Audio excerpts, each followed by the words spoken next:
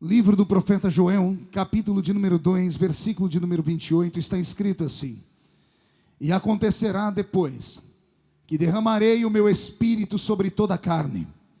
Vossos filhos e vossas filhas profetizarão. Vossos velhos sonharão sonhos, e os vossos jovens terão visões. Até sobre os servos e sobre as servas derramarei o meu espírito naqueles dias. Mostrarei prodígios no céu e na terra, sangue, fogo e coluna de fumaça.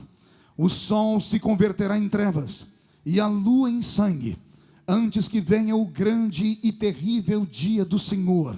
E há de ser que todo aquele que invocar o nome do Senhor será salvo. Porque no monte Sião e em Jerusalém estarão os que foram salvos, como o Senhor prometeu. E entre os sobreviventes, aqueles a quem o Senhor Deus chamar. E a igreja diz amém. Feche a Bíblia, coloque no banco, na cadeira, e pegue na mão da pessoa mais perfumada do seu lado. Aproveita que ainda dá tempo. Isso, aperte a mão da pessoa com carinho, até ela falar aleluia. Pentecostal que não faz barulho está com defeito de fabricação, não é? Vamos orar? Senhor meu Deus e meu Pai, Pai das luzes, nós te exaltamos e te glorificamos.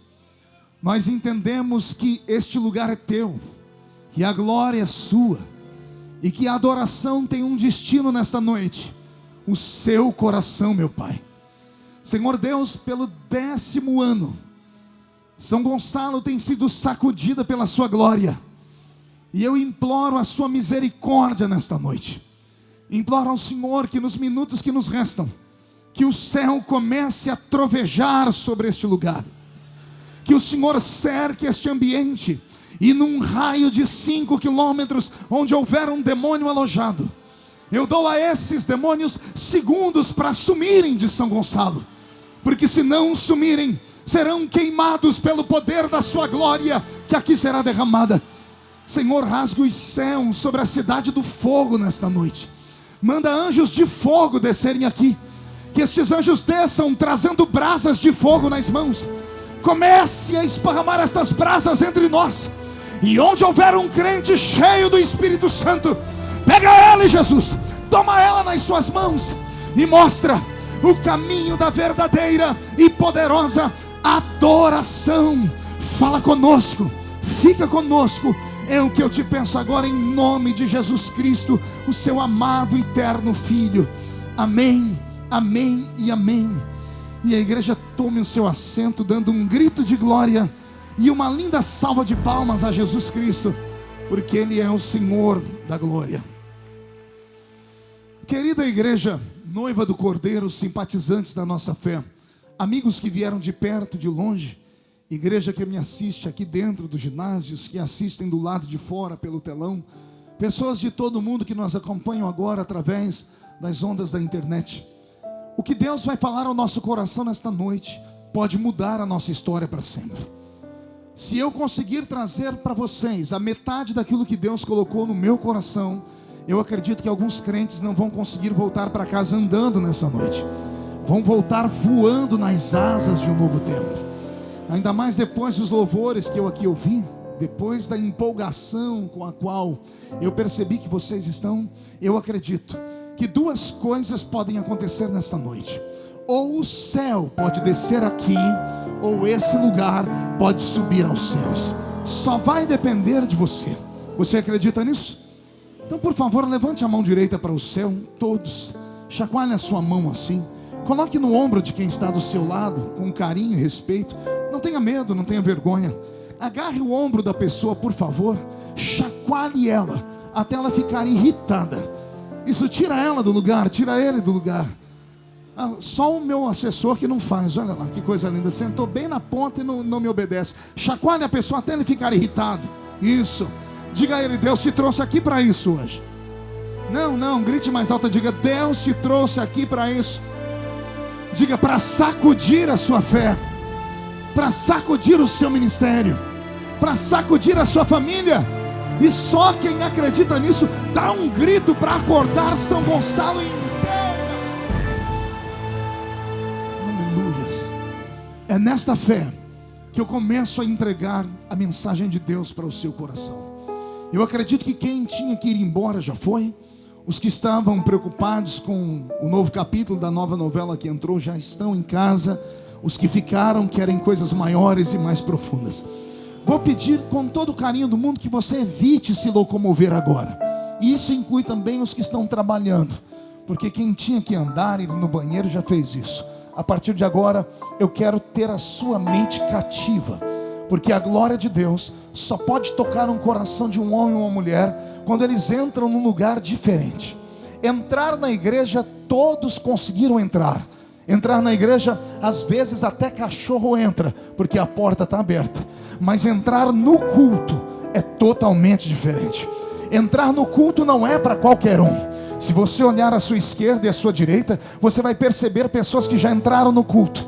Os olhos já estão marejados em lágrimas, a mão já está erguida ao céu. São pessoas que já estão balbuciando palavras ininteligíveis. Essas pessoas já atravessaram o átrio, já atravessaram o lugar santo, estão entrando no santo dos santos. E a mensagem nesta noite é só para quem está cansado de ter uma vida premeditada, para aqueles que estão cansados de entrar no culto e já saber como o culto vai terminar. Eu quero hoje trazer à sua memória o que significa ser um pentecostal de verdade. E se tem alguém que não se envergonha do Evangelho de Cristo, porque ele é o poder de Deus para a salvação de todo aquele que nele crê, só para não me deixar sozinho, dê mais um grito de glória a Deus para empolgar o coração desse pregador. Vou pedir ao Robson que mude a música para mim. O livro que eu li nesta noite é um livro distante de nós pelo seu tempo. O livro do profeta Joel foi escrito 845 anos antes de Jesus Cristo nascer. Ou seja, se catalogássemos aqui, querido Alexandre Bernardino, nós estaríamos hoje exatamente 2860 anos da escrita e da vivência do tempo do profeta Joel. O que é que um livro tão antigo pode nos ensinar nesta noite? Muitas coisas. Ele pode nos ensinar o que não fazer para provocar a ira ou a decepção de Deus. Isto mesmo, o Deus que está sentado nos céus é um Deus que tarda para irar, mas a Bíblia diz que ele se ira também.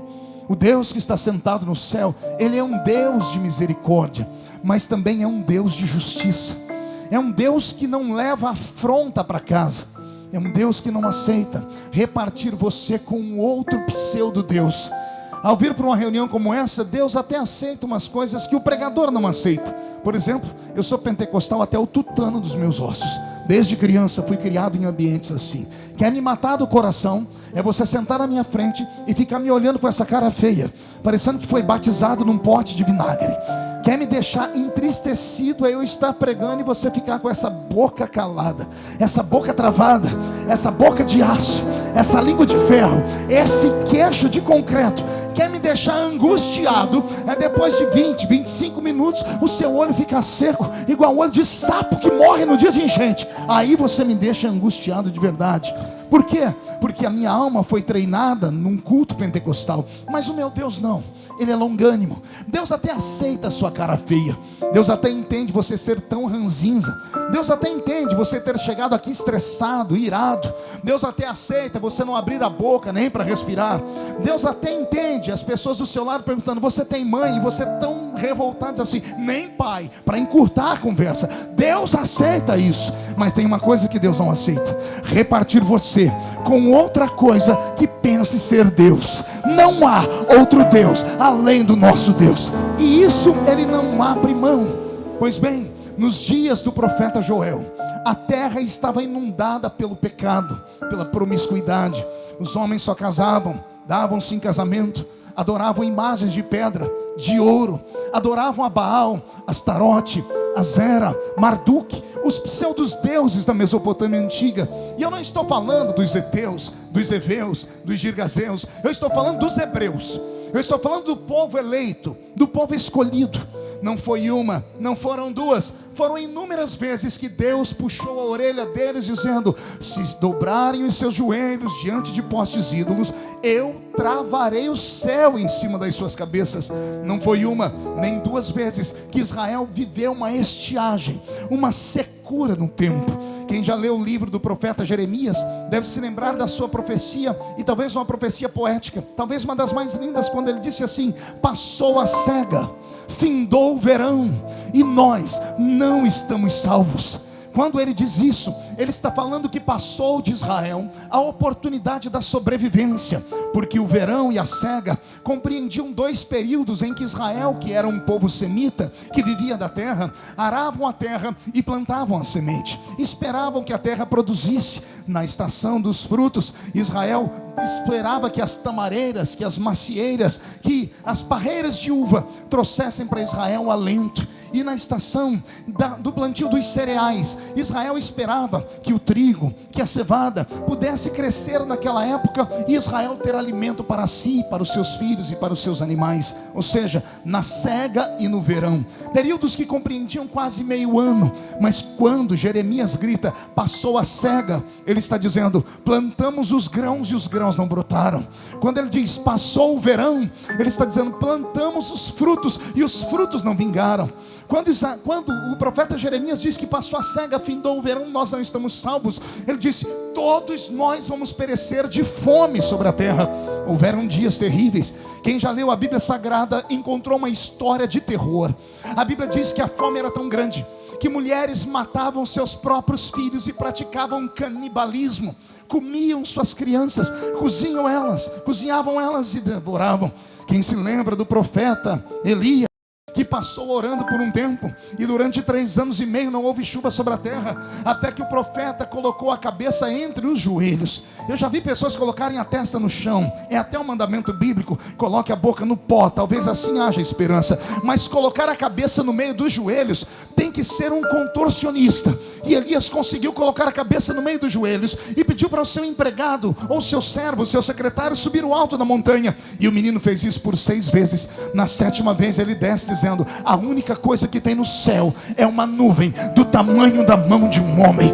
E é neste momento que o clamor de Elias, que atingiu o céu, traz a esperança para Israel. Israel dependia do céu, Israel dependia do Deus dos céus, Israel dependia das bênçãos do Deus dos céus. E ele avisou: não se curvem diante de outro Deus, eu sou um Deus longânimo. Mas uma hora a minha paciência se esgota. No livro do profeta Joel, a paciência de Deus esgotou.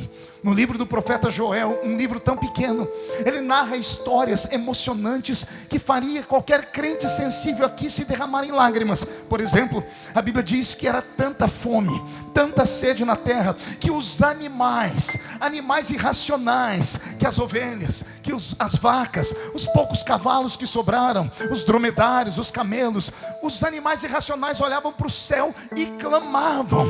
Você consegue entender o que eu estou dizendo? Nós sabemos que animais irracionais não entendem nada de intelecto, são criaturas que vivem pelo instinto.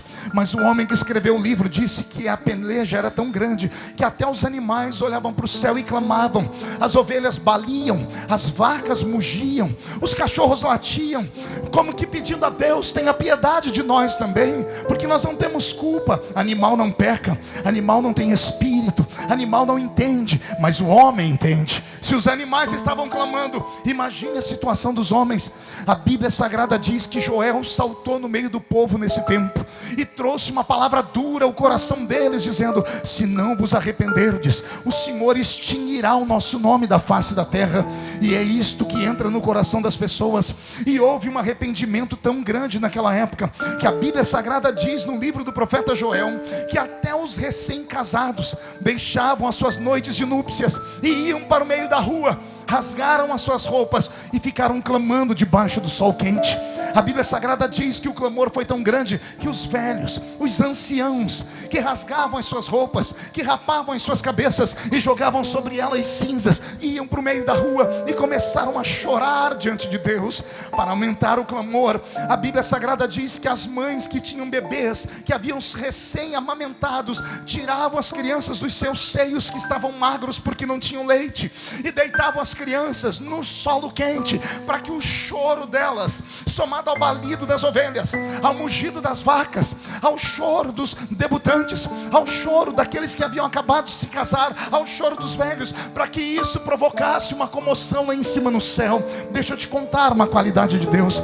Deus é um ser que às vezes se ira, mas com a mesma facilidade que ele ira. Pense num Deus que tem um coração do tamanho do mundo.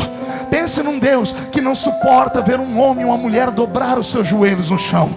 Pense num Deus que quando vê um homem e uma mulher arrependido, ele muda a história, ele muda a sentença, ele muda o juízo. Não, você não entendeu, eu vou dizer de novo. Pense num Deus que com a mesma mão que vem para pesar, quando ouve um grito, quando ouve uma súplica, quando ouve uma palavra, ele é capaz de voltar atrás naquilo que ele fala. A minha Bíblia Sagrada diz que o rei Ezequias estava no seu quarto, quando o profeta Isaías lá entrou e disse: assim diz o Senhor, do leito em que você subiu não descerás, certamente morrerás. A doença de Ezequias era tão grande que ele não tinha habilidade nas pernas para dobrar os joelhos e clamar. A Bíblia diz que Ezequias virou o corpo para a parede, e ao olhar para a parede disse só uma frase: Deus, eu fui fiel. Quando ele disse Deus, eu fui fiel, a mente de Jeová trabalhou.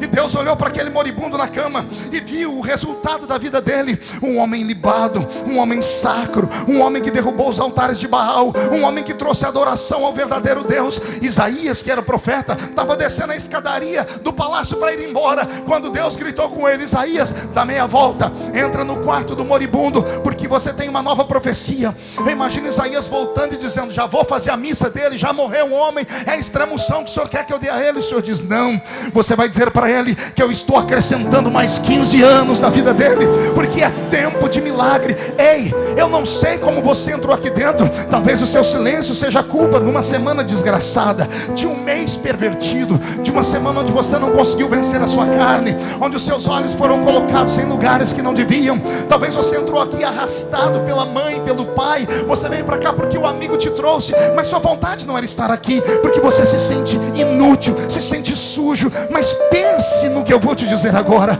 Há sobre nós uma aura espiritual, e Deus pode abrir nesta hora uma cachoeira do céu aqui, para cair fogo, pastor. Não, para cair o poder do sangue de Jesus, que pode perdoar todos os pecados. E quem sabe você ouça o eco da palavra que diz: nenhuma condenação há para os que estão em Cristo Jesus nosso Senhor. Se tem alguém que quer nessas profecias, dá mais um grito de glória, por favor. Agora que a nação inteira, eu disse a nação inteira, eu disse o quê?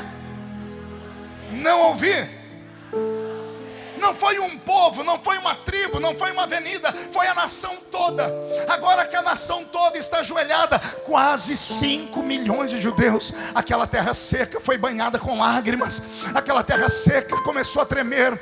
5 milhões de vozes orando, 5 milhões de almas clamando, fora os animais que estão mugindo, fora o choro dos bebês que estão chorando, todos subindo ao céu. O meu Deus foi sentindo o perfume da oração, e quando ele viu que era de coração, Deus abriu o céu, foi no ouvido de um menino de 17 anos e disse para ele: sobe no meio da praça, chame a atenção do povo, porque eu vou te usar com uma profecia que nunca antes o mundo ouviu. E quando o menino abre a boca dele, olha a profecia que sai da boca dele: assim diz o Senhor que recebeu a vossa oração, eis que nos últimos dias derramarei do meu espírito sobre toda a carne.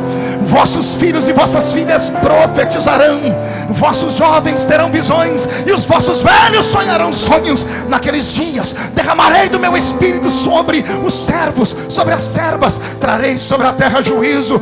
O sol se escurecerá, a lua se tornará em sangue, e o grandioso dia do Senhor se aproximará. E há de ser que todo aquele que invocar o nome do Senhor será salvo. Eu não sei você, mas eu estou com o meu corpo todo arrepiado. A presença dele está aqui. Ele é tão grande que os pés dele estão passeando no nosso meio, e a face dele está diante dos serafins do céu, que estão cantando: Santo, Santo, Santo é o Senhor dos exércitos, e a cidade do fogo está ficando cheia da sua glória. Agora preste atenção no que eu vou dizer. Esta profecia não foi uma profecia comum. Eu disse que não foi uma profecia o quê? Não ouvi, não foi uma profecia o quê?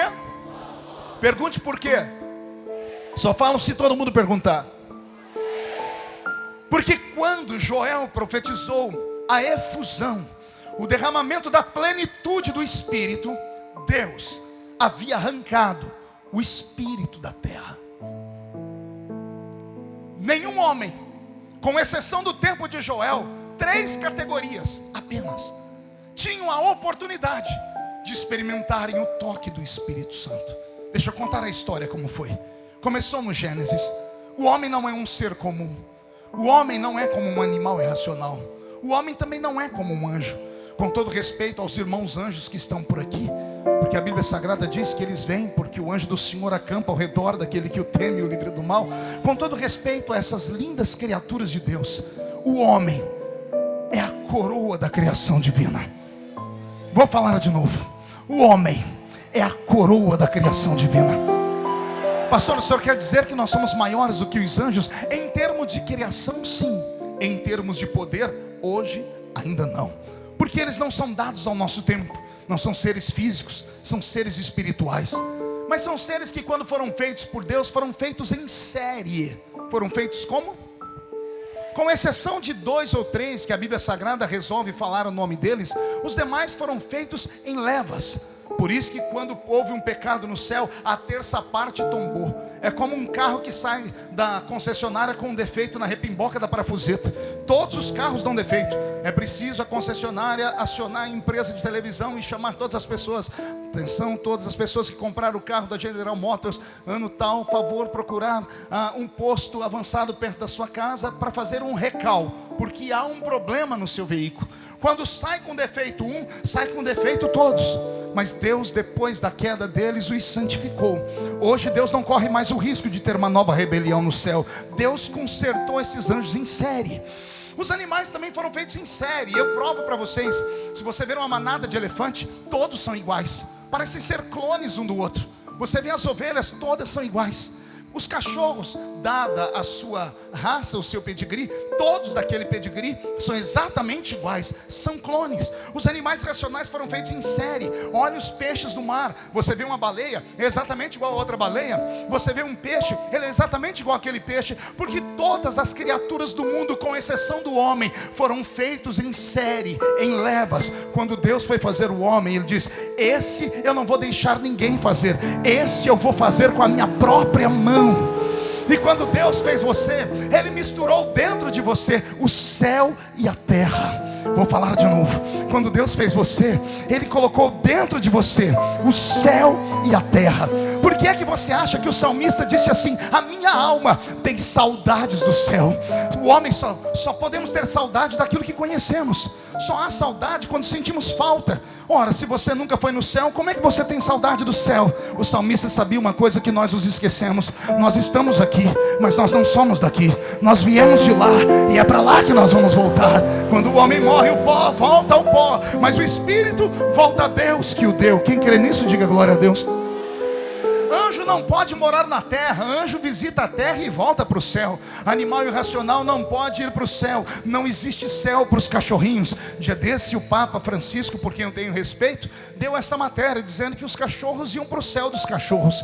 Se algum dia encontrar com ele, eu quero saber com base no quê? Porque ele é um homem letrado, é um filósofo e conhece a Bíblia. Não há em nenhum versículo da Bíblia dizendo que animais vão para o céu. Não existe céu para o totó.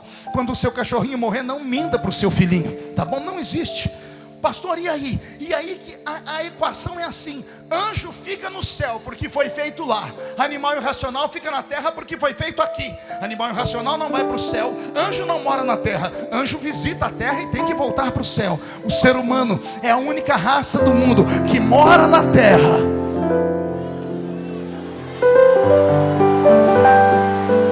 Mora na terra e qualquer dia desse, se fosse hoje, se a trombeta tocasse e daqui dessa multidão só 2 fossem lá para cima, o primeiro sou eu, quem é o segundo e vem atrás? Deixa eu ver. Então dá um grito de glória, por favor. Aleluia. Pois bem, a raça humana é completamente diferente. Por que é que o homem é diferente? Pergunte a mim. Porque Deus deu ao homem aquilo que ele havia dado apenas aos anjos. Deus deu ao homem um espírito. Deus soprou nas narinas do homem. Adão não recebeu apenas o fôlego de vida, ele recebeu um passe livre para falar com Deus cara a cara. Todos os dias de tarde Deus descia no Éden para falar com o homem. É bíblico isso. O homem não era só um ser, o homem era um ser que falava a linguagem de Deus. Ora, que idioma falava o homem no Éden? Se você procurar nas histórias, vão dizer que a primeira língua inteligível na terra foi a língua dos sumérios ou dos sumerianos. É porque esses não creem na Bíblia. A primeira língua do homem não foi língua da terra, foi língua do céu. O filho fala o idioma do pai, sim ou não? Se o pai fala português, o filho fala português. Ora, que língua fala Deus, senão a língua dos céus? O homem é filho dele, o homem falava com Deus na sua língua. É por isso que mais tarde Deus vai tirar a língua do homem e Deus vai dar a ele uma língua da terra. É lá na Torre de Babel que isso vai acontecer. Mas antes de chegar lá, deixa eu te contar. Quando o homem pecou, Deus arrancou dele a alegria e a oportunidade de ser íntimo dele. De que forma? Deus tirou o contato que havia entre ele e o homem. Nós sabemos que a corrupção do gênero humano foi tão ruim que Deus promoveu a destruição em massa da terra toda. Nós vamos ouvir Deus falar assim com Noé: o meu espírito não contenderá mais com o homem. No original diz: o meu espírito não pode habitar entre os homens, porque o espírito é santo, porque o espírito é sensível, porque o espírito é profundo, o espírito é um cavalheiro. O Espírito Santo não é um espírito de guerra, não é um espírito de briga. Eu posso provar isso para você. Quando ele desceu na terra de maneira efusiva, tantas cidades bonitas do mundo nós tínhamos na época em que o Espírito Santo desceu aqui. Por exemplo, Atenas, a capital do intelecto do mundo antigo, onde os homens e as mulheres viviam sob a égide da filosofia de Aristóteles, de Sócrates, de Platão, de Hipócrates. Mas não, o Espírito Santo não quis descer sobre Atenas. O Espírito Santo poderia ter descido no Egito, que era a capital da arquitetura do mundo antigo. Não, mas ele não escolheu a arquitetura do mundo antigo para descer. Ele poderia ter descido entre os fenícios, que eram os homens que mais faziam embarcações, que naquele momento era o déjà vu daquele tempo, era algo extraordinário. Mas não, ele não desceu nos fenícios. Quando o Espírito Santo desceu na terra, Jesus deu o nome da cidade: ficai em... Não ouvi, ficai em... Por que Jerusalém? Jerusalém nunca foi capital de nada. Por que Jerusalém? Eu estou lendo um livro agora escrito por um escritor que viveu perando os dias de Flávio Joséfos, e ele contando a sede de sangue que os reis tinham sobre aquela cidade. Uma cidade arquitetada entre 7 montanhas, uma cidade de pedras brancas, uma cidade que não tem riqueza, não tem pedra preciosa, não tem ouro, não tem prata, não tem um grande rio, com exceção daquele ribeirinho chamado Jordão, que todos nós, quando lemos a Bíblia, Rio Jordão, pensamos que é como o rio do Amazonas, pensamos que é como o rio Mississippi, e quando você chega lá, parece mais um córrego de tão pequenininho que é. Jerusalém nunca foi uma cidade com homens muito cultos. Jerusalém nunca foi uma cidade com homens empresários que haviam aplicado todos os seus dinheiros nos latifúndios. Não. Por que é que os homens desejaram Jerusalém? Porque até os homens ímpios sabiam que Jerusalém tinha uma aura diferente. Jerusalém foi, é e será para sempre a capital espiritual do planeta Terra. E quando a Jerusalém da terra desaparecer, diz a Bíblia, descerá do céu novos céus e nova terra, e uma nova Jerusalém vai descer, e nós vamos habitar dentro dela. Quem crê nisso, dá mais um glória a Deus aí. Por que Jerusalém? A palavra Jerusalém significa habitação da paz. Qual é o significado de Jerusalém? Acotovela esse sermão, diga, entendeu aí? Diga, o Espírito Santo só desce onde há paz. Ele não pode descer na sua vida, porque a sua vida parece Beirute. Tem crente aqui que parece que vive no Iraque, de tanta guerra, de tanto palavrão, de tanta coisa suja. Quando o Espírito Santo veio sobre a terra, ele não veio em forma de uma águia. Embora seja a rainha dos céus, a águia, ela é um animal de rapina também. Ela também mata, e ela também às vezes pega carne podre no chão. Quando o Espírito Santo veio à terra, ele veio em forma de uma pomba. Porque a pombinha é a única das aves que não tem fel no seu estômago. Você nunca vai ver uma pombinha ciscar no meio de carniça. O Espírito Santo não desce sobre coisa podre. Talvez seja por isso que nos últimos dias Ele está deixando de descer sobre a igreja. Mas se Ele encontrar aqui dentro deste lugar hoje pelo menos meia dúzia de crentes que têm o coração limpo, oh meu Deus, Ele pode provocar um novo Pentecostes nesse lugar. Tem alguém que acredita nisso? Então dá mais um grito de glória a Deus, por favor. Deus arrancou o Espírito Santo da terra. Pastor, qual foi o resultado? Catastrófico, desgraçado. A geração de homens que se levantou sobre a terra eram homens truculentos, malditos, assassinos, fornicários, adúlteros, estupradores. Ora, quando você lê a Bíblia do homem que constrói a torre de Babel, o seu nome é Nimrod, um poderoso caçador. Os crentes leigos leem essa história e acham que a Bíblia está elogiando ele. Não, um poderoso caçador é um assassino. Um poderoso caçador é um homem que impõe a sua ditadura. Nimrod, segundo a história, matou o pai para ter relações sexuais com a sua própria mãe. É esse homem que vai levar a terra inteira para uma desobediência contra Deus, para construir uma torre, para fugir de um possível dilúvio novamente. Mas Deus havia dito: o meu arco ficará no céu, porque não vou destruir mais essa terra com água. Ora, Nimrod levou os homens contra Deus. Os homens que se levantaram na terra sem o Espírito Santo eram sujos. Pastor, qual é o símbolo que o senhor acha que nós podemos aplicar a um homem ou uma mulher sem o Espírito Santo? No reino animal, eu diria que um homem e uma mulher sem o Espírito Santo é parecido com um porco, com um suíno. Quem já viu porco aqui? Você já viu um porco olhar para o céu? Já viu um porco levantar a cabeça? Um porco não olha para o céu, pastor Jonatas. Ele não tem articulação para olhar para cima. Ele só olha para frente e para baixo. Por isso come coisas podres. Por isso é um animal sujo. Por isso é um animal que o próprio Deus o rejeitou. Este é o símbolo do homem sem o Espírito Santo. Ele não acredita em nada de cima. Para ele as coisas têm que ser resolvidas aqui na terra.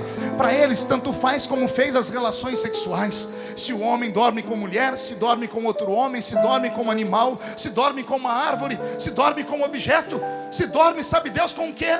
É esta geração que se levanta nas universidades do nosso país. Homens e mulheres que querem implantar sobre nós um regime totalitário, que querem dizer para os crentes que o nosso Deus está morto, que querem ensinar para os nossos filhos que todo ser que frequenta uma igreja é um ser maluco e desequilibrado. Eu venho no nome do Senhor dos Exércitos dizer que eles têm o símbolo de um porco. Eles só olham para baixo, porque o símbolo do homem sem o Espírito Santo é um suíno, diferente do homem que tem o Espírito Santo.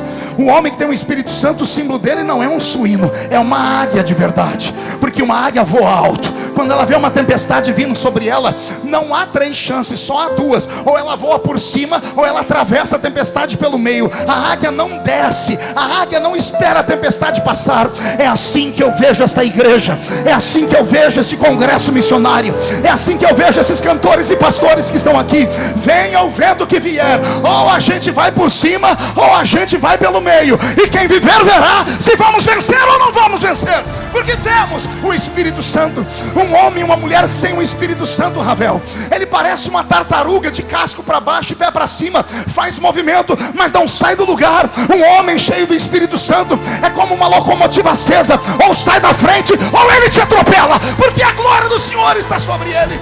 Um homem sem o Espírito Santo é como um carro importado que custa milhões, sem combustível, só tem beleza, só tem pompa. Você dá partida, ele não vai embora. Um homem ou uma mulher cheio do Espírito Santo pode parecer um fusquinha meia caindo aos pedaços, mas tem combustível no tanque. Ele dá a partida e ele vai embora. Deus te trouxe nesta noite para recarregar a sua botija. Deus te trouxe hoje para dar uma recarga no seu espírito. Onde estão os pentecostais neste lugar, por favor?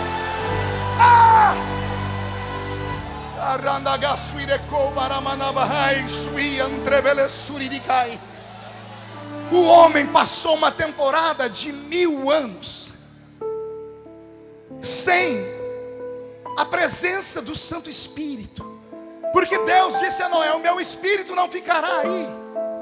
Parece que alguém lá em cima, na eternidade, já do lado do Pai, começava a interceder por nós, porque a Bíblia diz que o Cordeiro foi morto antes da fundação do mundo. Parece que eu vejo Jesus dizendo assim: Pai, nós não podemos deixar o homem sozinho. Não foi para isso que nós criamos ele. E o pai dizendo: o que você quer? Pai, nós não podemos julgar toda a humanidade por causa de um, porque cada um é diferente do outro. Vamos fazer um teste, vamos devolver o Espírito Santo. Pense num Deus que ficou com o pé atrás. Foi o nosso. Ele olhou para a terra e disse: filho, eu não posso dar o Espírito Santo deliberadamente. E eu imagino Jesus dizendo: então vamos transformar o planeta Terra num laboratório. Vamos escolher umas cobaias. E Deus escolheu cobaias no Velho Testamento. 3 categorias de homens e mulheres apenas recebiam o Espírito Santo, pastor Erasmo. E essas 3 pessoas eram reis, sacerdotes e profetas. Quais eram os 3 grupos? Para ficar memorizado e guardado nas fitas, 1, 2, 3. Se você vivesse naquele tempo, quem queria pertencer a esses 3 grupos aí? Até eu que sou mais bobo. Só que Deus, quando levantava esses homens e mulheres, Ele não fazia como faz hoje, que todo crente é cheio do Espírito Santo. Deus ia usar aquelas pessoas. Ele pegava no céu um conta-gotas, escolhia um ser humano e pingava sobre ele só um pouquinho do Espírito. Pense em homens que viravam leões.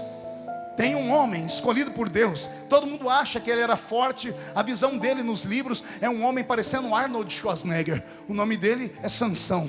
Mas quem conhece a história de Sansão sabe que a força dele não estava nos bíceps, não estava no corpo malhado. A unção estava sobre ele por causa do Espírito Santo. E se eu conheço a história, Sansão era um homem barrigudo. Pergunte por quê. Só falo se todo mundo perguntar. Só se perguntar fazendo biquinho. Ah, eu amo os cariocas. Simples. Porque era cachaceiro. A Bíblia diz que um dia ele bebeu tanto na cidade de Gaza, pastor Jonas, que ficou lá caído, bêbado. E os homens de Gaza arquitetaram um projeto para matá-lo. O cidadão bêbado. Mas Deus tinha um propósito. Ele era uma cobaia. Deus disse: vamos ver o que acontece com ele se eu pingar o Espírito Santo sobre ele. Quando alguém gritou Sansão, trancaram os portões da cidade de Gaza. As cidades daquela época não eram como as de hoje. Elas eram cercadas por muralhas. E os portões não eram portõezinhos igual da sua casa, não. Eram portões gigantescos. Você já assistiu o filme da Idade Medieval? Quando as pessoas vão entrar nos reinos, eles precisam pegar aquelas toras e 30 homens para derrubar o portão. Era um portão dessa estatura. Deus olhou para Sansão quando ele acordou, e Sansão disse: Deus, morri. E Deus disse: não, você tem promessa. Deus pingou sobre a cabeça dele um pouquinho do Espírito Santo. Sansão levantou, partiu para cima daquele portão. A Bíblia diz que ele arrancou o portão com as mãos. A Bíblia não diz que ele derrubou. A Bíblia diz que ele arrancou. Quando ele arranca o portão, ele põe no ombro, e ele sai andando com o portão pelos ombros. Um portão que devia pesar no mínimo 3 toneladas.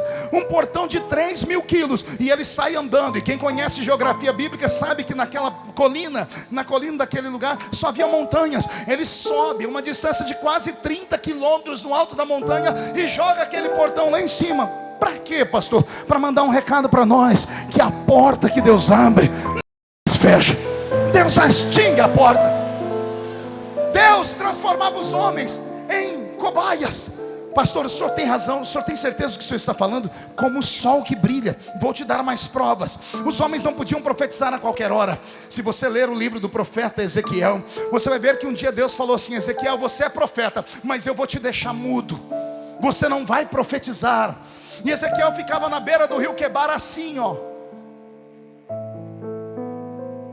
querendo que Deus enchesse a boca dele para profetizar. E Deus disse: ficarás mudo, porque esse povo não merece profecias.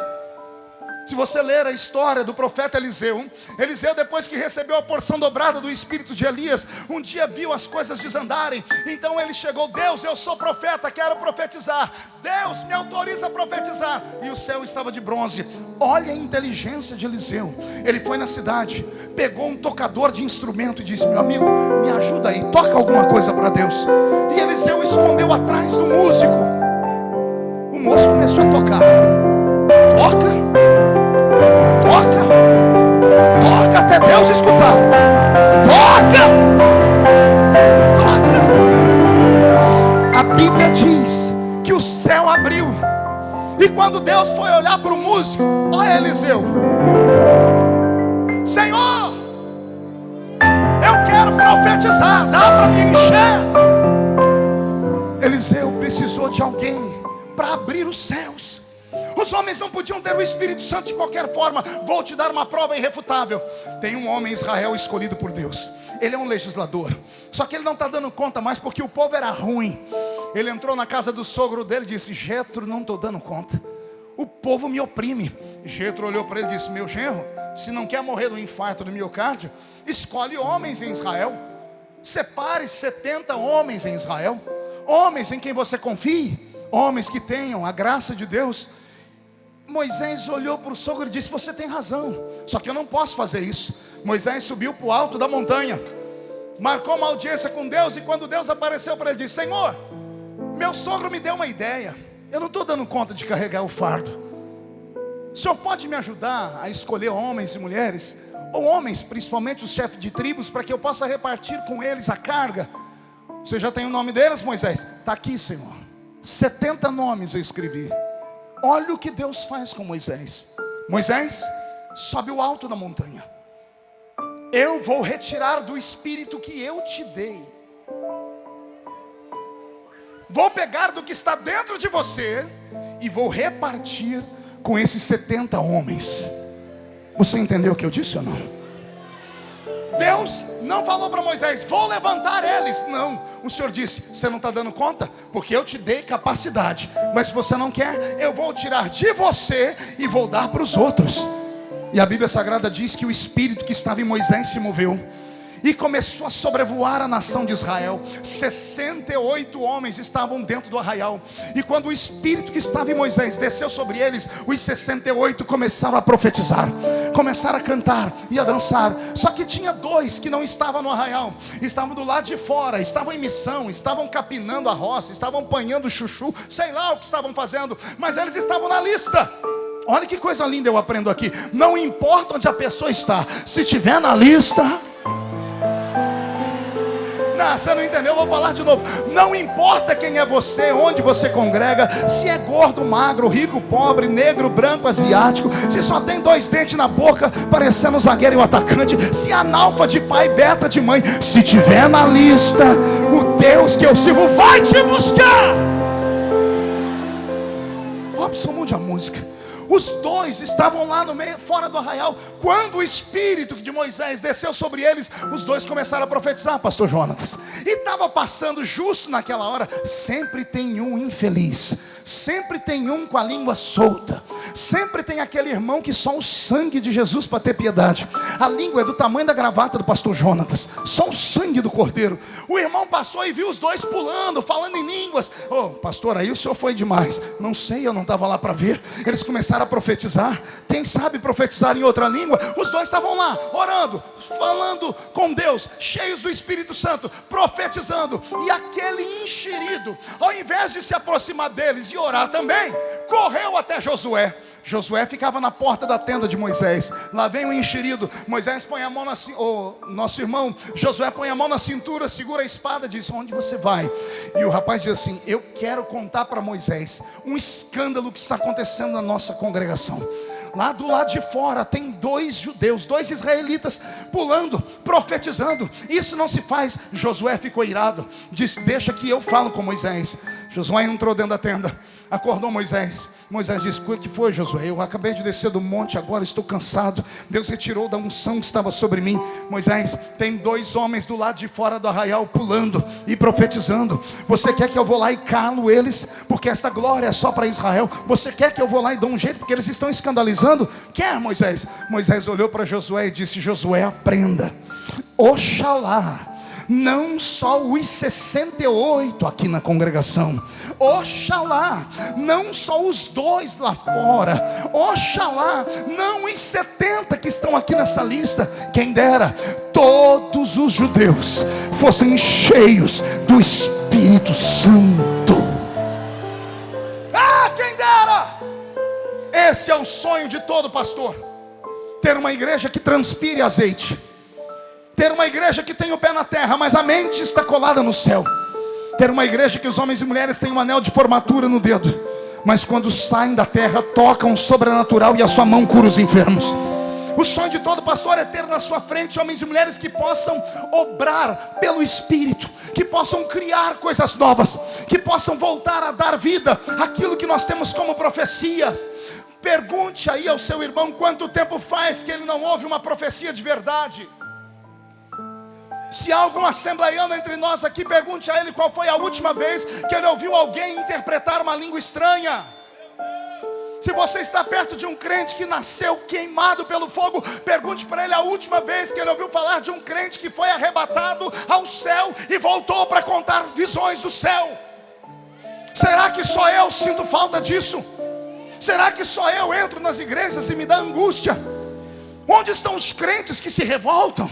Onde estão os crentes que entram no culto e não querem mais que o culto seja só um espetáculo? Porque é isso que virou os nossos cultos. Virou tanto espetáculo que alguns dos nossos se julgam artistas de verdade. Onde estão os crentes que quando entram na igreja dobram seu joelho ainda e pedem a Deus para fazer trovejar sobre eles a sua glória? Ah, que Deus devolva sobre nós esta noite aquele espírito. Não esse espírito de hoje. Um espírito que faz os nossos cultos parecerem teatro e os nossos ungidos parecerem artistas e atores. Com todo respeito àqueles que gostam disso, com todo respeito a todo ser humano, porque você tem liberdade de ir e vir. Estamos num país democrático. Mas eu fui criado num ambiente onde o céu se misturava com a terra e a terra se misturava com o céu. Onde é que você acha que eu arrumei força para encarar as lutas de 2013? Onde é que você acha que eu arrumei força para encarar os demônios que se levantaram contra a minha vida? Onde é que você acha que eu arrumei força para aguentar até os crentes que falam mal da minha vida? Quantas vezes você ouviu falar que a minha vida tinha sido destruída e o meu ministério tinha acabado? Quantas vezes? Onde está a sua força, pastor? A minha força está onde eu fui criado. Eu sei que o meu Redentor vive. E eu sei que árvore que não dá fruto, ela não recebe pedradas. Deus te trouxe hoje aqui para te tirar da zona do conforto. Eu não estou pregando para homens e mulheres do século 21 apenas. Todos os que estão aqui, creio eu, a maioria, tem um pé dentro daquele salãozinho de madeira, tem um pé naquele culto de oração, tem um pé naquele culto onde Deus levantou aquela senhorinha com a bochecha rosada, com um coquezinho na cabeça, que botou a mão sobre a sua cabeça e disse: meu filho, assim diz o Senhor, vou te colocar naquele pássaro de aço, e você vai para lá, e você vai para cá. Eu sei que eu estou pregando para os cariocas, e se tem uma igreja que conhece Deus, é a igreja do Rio de Janeiro. É uma igreja poderosa. Mas eu quero puxar a orelha desses cariocas. Cadê os nossos profetas? O que foi que aconteceu com eles? O que foi que aconteceu com eles? Encontraram esses irmãos encheridos, encontraram esses filósofos teólogos do século 21 que acham que são donos de todo o conhecimento, que acham que sabem tudo sobre o Espírito, que acham que podem ensinar como Deus opera, que dizem: se cair para frente é de Deus, se cair de costa é do diabo. A pergunta que eu faço: e se a pessoa cair de lado, é de quem? Aqueles que são capazes de ditar: não, isso não é de Deus, aquele pulo, aquela manifestação não é, aquela ali já é. Eu quero desafiá-los a me mostrar em qual faculdade do Espírito eles estudaram, porque o Deus que eu sirvo, quando quer, faz até uma jumenta falar, quando quer, transforma as moléculas de um machado de ferro em isopor. O Deus que eu sirvo, ele sobe os montes, ele entra nas terras simples, ele pega o homem do nada e coloca ele sobre tudo. Ninguém pode dizer que sabe tudo sobre Deus. Deus te trouxe aqui para te levar mais profundo. Deus te trouxe aqui para renovar a sua vida. Ora, eu estou pregando para um público pentecostal que quando é para gritar, gritam bonito, que quando é para aplaudir, aplaudem mais bonito ainda. Mas deixa eu te perguntar, cadê aquele outro barulho?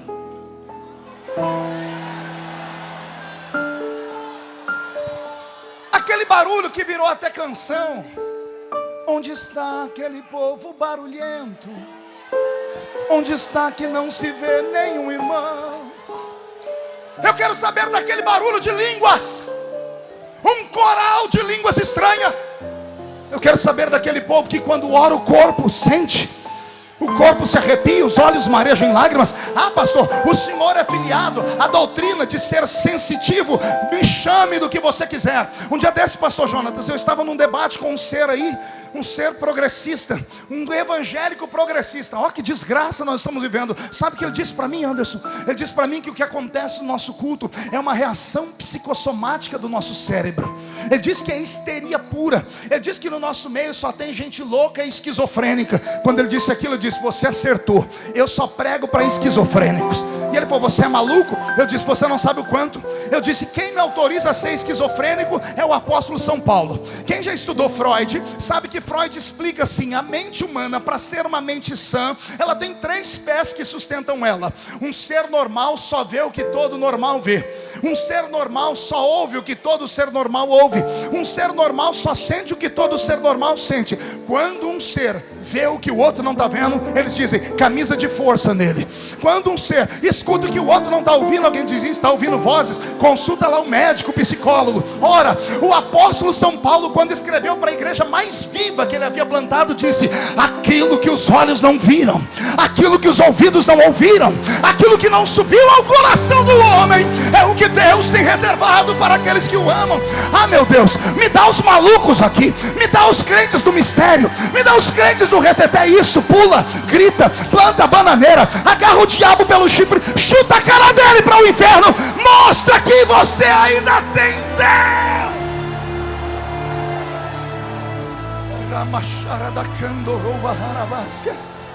Ah, meu Deus, no Velho Testamento Deus encontrou essas criaturas, e esses 3 grupos de homens receberam o Espírito Santo. Vai pegando aí agora, porque agora eu acelero aqui o passo. Depois que esses homens ficaram cheios do Espírito Santo, Deus começou a ver que nem todo homem é igual a todo homem. Tem uns que dão valor ao Espírito. Então Deus espera acontecer a hecatombe da miséria. Deus espera o ano de Joel, quando o povo se arrepende. E aí Deus diz assim: vou fazer uma profecia triunfal, uma profecia que vai assustar todo mundo. Pergunte por quê. Quem recebia o Espírito no Velho Testamento? Reis, sacerdotes e profetas. Diga para o seu irmão: pobre não recebia, servos não recebiam. Diga: jovens não recebiam. Só esses 3 grupos recebiam. Só eles tinham autonomia. E eles não tinham a liberdade de ficar cheios quando queriam, era só quando Deus dava. Aí Deus resolve quebrar tudo. Deus pega um menino de 17 anos assim: olha o que eu vou profetizar agora. Há de ser que nos últimos dias derramarei do meu Espírito, não só sobre o rei, não só sobre o sacerdote, não só sobre o profeta, mas derramarei do meu Espírito sobre toda a carne. Vossos filhos e vossas filhas agora vão profetizar. Vossos jovens terão visões. Vossos velhos sonharão sonhos. Joel acaba de profetizar e põe a mão na boca. Eu imagino ele dizendo: o que eu falei? A profecia estava dada. 435 anos depois da profecia, quantos anos eu disse? Deus faz uma coisa estranha. Deus tira da terra qualquer sinal da sua divindade. Estamos no livro do profeta Malaquias. Vamos entrar num período de silêncio divino. Entre Malaquias e Mateus, a distância do Velho para o Novo Testamento, temos 400 anos. 435 anos depois da profecia de Joel, Deus se silencia. Não há anjos, não há Shekinah, não há manifestação teofânica, Deus em forma de anjo, não há profetas, não há profecias. O mundo é abandonado. E as pessoas pensam que Deus abandonou a terra. Mas Deus, quando fala, Ele cumpre. Passa o céu, passa a terra, mas as palavras dele não podem passar jamais. Não sei como foi que se deu a lembrança. Eu sei que 835 anos depois dos 435 anos de Joel até Malaquias, depois de Malaquias até Mateus, 835 anos. Não é que Israel vivia uma situação estranha, e lá do meio do deserto aparece um profeta que há muito tempo ninguém via. O profeta vem andando nas ruas com a roupa feita do pelo do camelo, um cabelo desgrenhado, uma barba mal feita, magrelo, parecia uma vareta. Olhavam para ele e achavam que ele era uma cana do deserto. Seu nariz era dunco, sua pele era queimada. A dieta dele era só gafanhoto e mel silvestre. Ele aparece em Israel e ó a profecia dele: arrependei-vos, porque é chegado o reino de Deus na terra. O Espírito vem sobre ele depois de anos. Alguém cheio do Espírito Santo, o primeiro profeta do Novo Testamento, e alguém diz: tu és o Messias. E ele diz: não sou Messias, Eu sou aquele que veio antes dele. Eu sou a voz do que clama no deserto. Eu venho preparar a terra para que o Messias chegue. E as pessoas começam a ouvir esse homem pregar. A unção está sobre ele. Ele monta uma igreja na beira do Rio Jordão. A cidade inteira vem ouvir ele pregar. Todo mundo gosta de ouvir um pregador brabo pregar, principalmente quando ele puxa a orelha. E a pregação dele era curta, papo reto. Ele dizia: raça de víboras, quem vos ensinou a fugir da ira de Deus? E as pessoas vinham e eram batizadas por ele, pelo seu colégio apostólico. Diz a história que cerca de 5.000 pessoas eram batizadas por dia, porque João tinha cerca de 200 discípulos. E a população vinha ali para a beira do Rio Jordão só para ver João colocar os ricos no mesmo nível dos pobres, porque para João não tinha rico nem pobre, era tudo cobra, era tudo raça de víbora, era tudo peçonha. E cada um que descia nas águas, o povo gritava, porque João dizia: venha cá, sua víbora, e batizava. E o povo: dá-lhe, João. E o povo dizia: João, e essa aí, que cobra é? Eu imagino João dizendo: venha cá, sua urutu cruzeiro, tibum, vai embora. E o povo: dá-lhe, João, quem é essa que vem aí? E João começa a gritar: essa aqui é uma caninana, tibum, vai embora. Venha cá, sua jararaca, porque cobra, peçonha é isso, tibum, vai embora. E o povo: dá-lhe, João. Até que um dia João estendeu a mão para chamar outra cobra, e a boca dele travou. E o povo perguntou: João, que cobra é essa? E João disse: não, não é mais cobra, esse aí é o Cordeiro de Deus, que tira o pecado do mundo. É Ele que está descendo as águas. A Bíblia diz que quando Jesus foi descendo as águas, João saiu das águas. Ninguém nunca tinha visto João ir receber alguém na beira do rio. João vai andando e a multidão vai dizendo: quem é esse? Que até João respeita. João escutou, olha o que ele disse: esse é aquele que eu falei, eu vos batizo com água para arrependimento, mas ele vos batizará. Ele vos batizará com o Espírito Santo. Ele vos batizará com o Espírito Santo. Ele vos batizará com o Espírito Santo e com fogo. Quem crê nessa profecia? Quem crê nessa profecia? Então abra sua boca, comece a orar nessas línguas. Olha que coisa extraordinária. O Senhor começa a falar que os homens vão ficar cheios do Espírito Santo. Lucas, no capítulo 4, Jesus vai saindo das águas e a Bíblia diz que Jesus fica cheio do Espírito Santo. Muitos teólogos não conseguem interpretar. Alguns dizem que Jesus orou na língua dos anjos, porque a Bíblia diz que Jesus ficou cheio do Espírito Santo. Também pudera. Olha quem veio para o dia do batismo dele: o Pai e o Espírito. O céu abriu e lá vem o Espírito Santo em forma corpórea de uma pomba, como eu disse para vocês. Desceu sobre ele, ele ficou alegre. Aí o céu se abriu e lá do céu veio a voz de Deus dizendo: eis aí o meu filho amado, em quem me comprazo. A terra tremeu. Os homens olharam para o céu e reconheceram que Jesus era o Messias. O Messias começa a andar pela terra. E um dia que ele vai dentro do santuário pregar, ele diz: eis que o Espírito do Senhor Jeová está sobre mim. Eis que o Espírito do Senhor está sobre mim.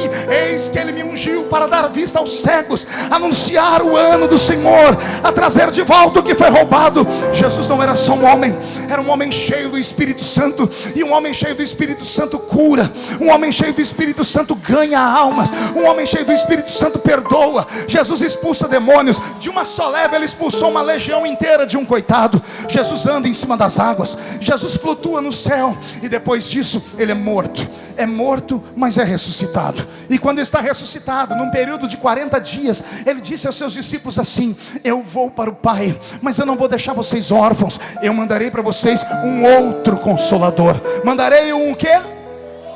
Não ouvi. Mandarei um outro Consolador. A palavra outro no grego significa: vou mandar um igualzinho a mim, que tem os mesmos poderes que eu tenho. Não vos deixarei órfãos. Interessante que o dia em que ele ressuscitou, ele parou os discípulos que sobraram, 11, porque Judas tinha se suicidado. Ele olhou para eles e fez assim: não se assuste.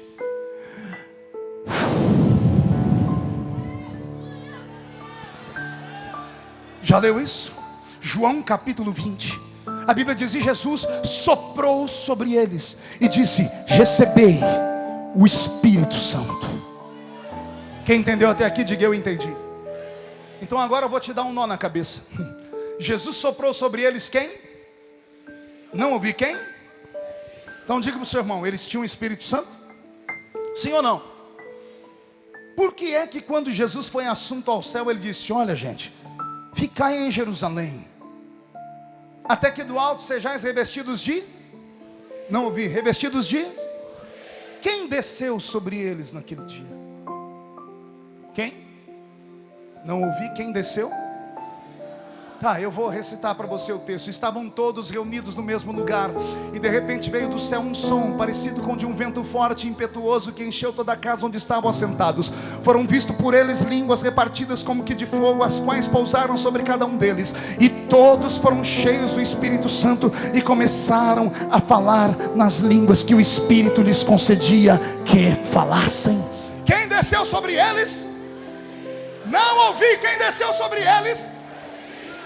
Mas eles já não tinham recebido. Jesus já não tinha soprado sobre eles, pastor Anderson. O que é que está acontecendo aqui? Aqui nós temos um segredo. Um segredo que todos os crentes de todas as tribos deveriam me ouvir. Existem duas formas de você ter o Espírito Santo. Existem dois batismos a respeito do Espírito Santo. Um é o batismo no Espírito, e o outro é o batismo com o Espírito. Um desses batismos, o homem não pode ir para o céu sem ele. Um desses batismos é via regra de salvação. Todo servo de Deus precisa ser batizado no Espírito. O que é ser batizado no Espírito? É você ser inundado por Ele. É você ficar submerso nele. É o que Jesus disse para Nicodemos: você precisa nascer da água e do Espírito. Esse batismo no Espírito, ele tem a ver com a salvação. É Jesus dizendo para a mulher do poço de Samaria: eu te dou uma fonte de água que jorra para a vida.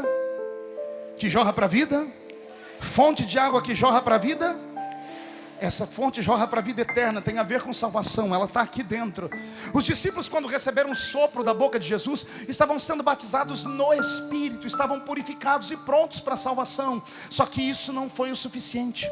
Jesus viu que eles eram fracos. Aí Jesus disse: eu vou dar para vocês um upgrade. Vocês vão ficar em Jerusalém, porque eu vou mandar sobre vocês o Espírito Santo.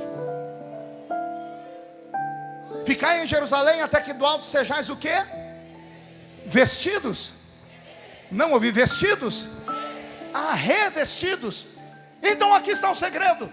Todos os crentes de todas as tribos, línguas e nações, de todas as denominações possíveis, até aquelas que não acreditam nesse poder dos carismas do Espírito, todos eles estão vestidos pelo Espírito. Ninguém vai para o céu porque fala em línguas, ou deixa de ir para o céu porque ora em línguas. A salvação não é por dons, nem por obras, é um ato divino. A salvação é graça, ninguém merece, é Deus que dá.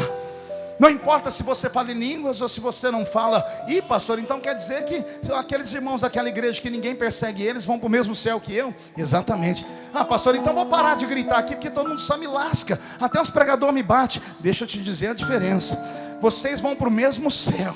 A diferença é que quando você chegar lá, você já está acostumado com o ambiente do céu. O crente batizado com o Espírito Santo, quando chegar no céu, já sabe falar o idioma do céu. Ele já está acostumado com a participação dos anjos no culto dele. Aqueles crentes que não acreditam em línguas, nem em fogo, nem em anjos, quando chegar no céu, vai demorar uns 5.000 anos para eles se enquadrarem.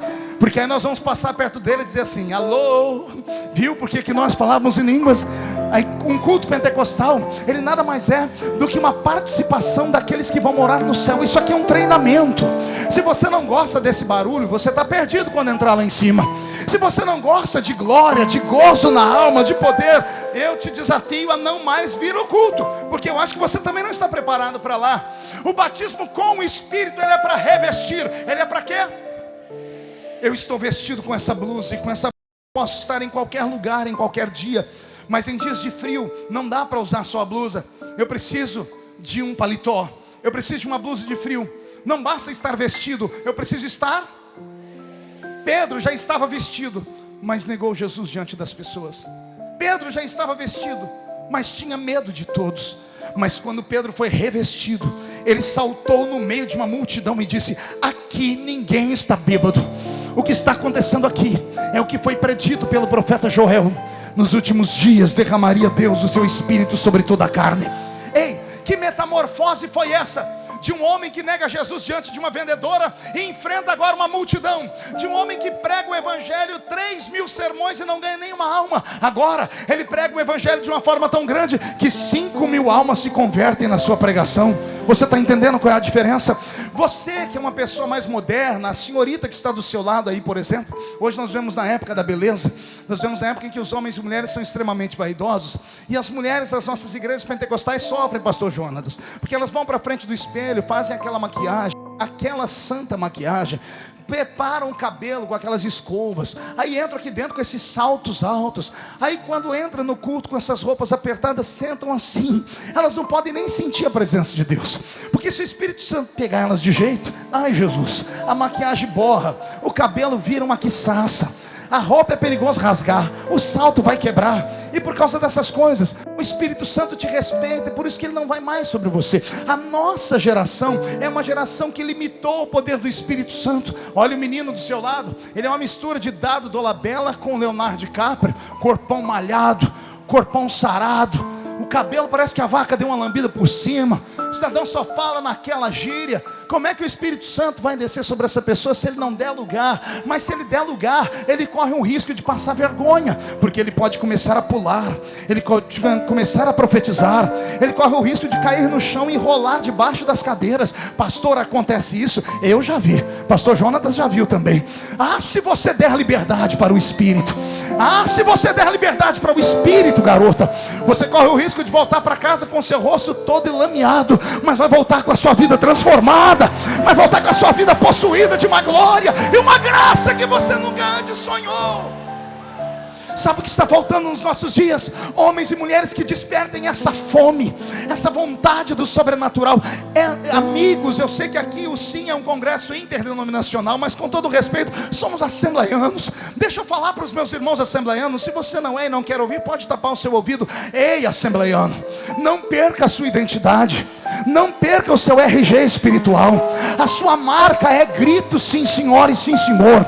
A sua marca é profecia em línguas estranhas. Não se envergonhe do evangelho de Cristo, porque ele é o poder de Deus para a salvação de todo aquele que nele crê.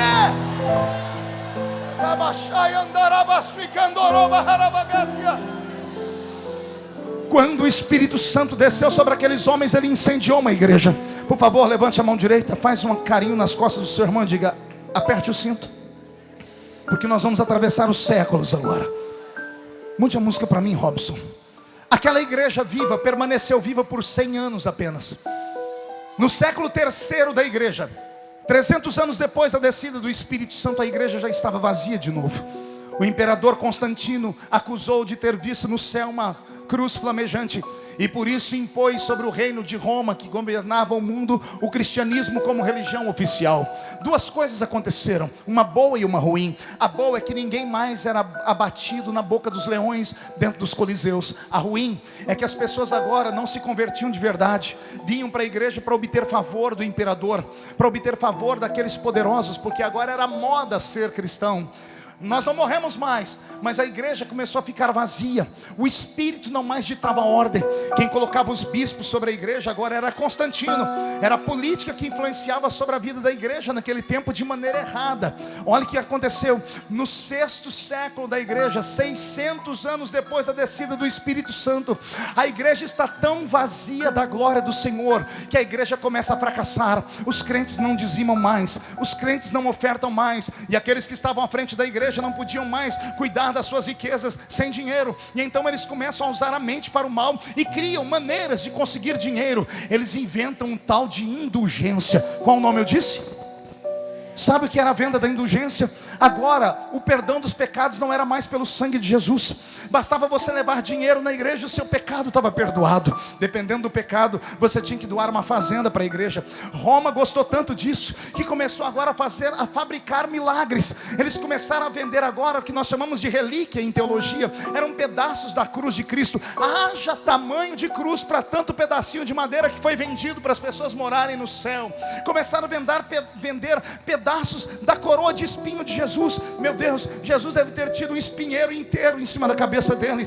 Começaram a vender pedacinhos do pano do corpo que ficava colado no corpo de Jesus. Foi assim que a cátedra de São Pedro foi construída. Foi por isso que homens se revoltaram contra a igreja. O Espírito desapareceu. No século IX da igreja, as igrejas agora se misturam com os cultos pagãos. As igrejas que existiam, ou os templos pagãos de Apolo, para não haver divisão, os homens iam lá, tiravam a imagem de Apolo e colocavam a imagem de Paulo. Entravam no templo da deusa Diana, grega, arrancavam a imagem de Diana e colocavam a imagem de Maria. E começa então agora o que nós chamamos de idolatria. A igreja começa a afundar. Estamos agora no século 11º, 1100 anos depois da descida do Espírito Santo. A igreja entra naquilo que chamamos de Idade das Trevas.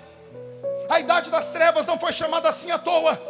Não houve um brilho do Espírito, não havia uma chama acesa, não havia mais resquícios de que um dia o Espírito Santo esteve sobre a terra. A igreja estava sucumbindo, a terra estava debaixo de miséria e de uma opressão religiosa. Os homens começam a inventar um meio caminho para o céu, como eles chamam de purgatório.